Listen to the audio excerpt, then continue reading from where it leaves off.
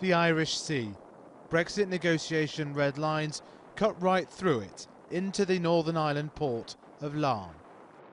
Leaving the European Union could be complicating things on this ancient trading route from Scotland into here.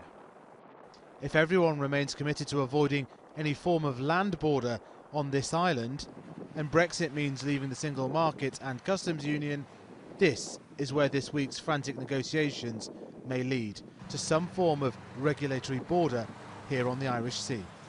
This is the livestock inspection facility at the port of Larne in Northern Ireland. But first, a surprise to many, there are already checks on the trade in animals and animal products into Northern Ireland, even from Scotland.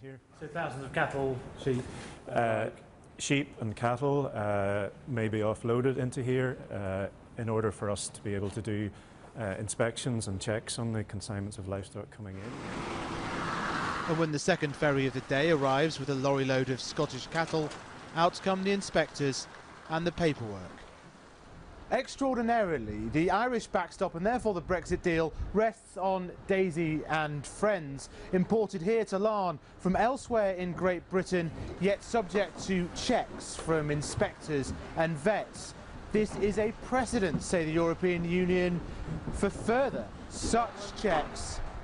Indeed, this was the point made in the latest speech of the EU's chief negotiator, Michel Barnier.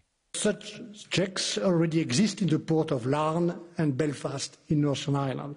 However, they would have to cover 100% rather than 10% of live animals and animals-derived products, which would involve a significant change in terms of scale.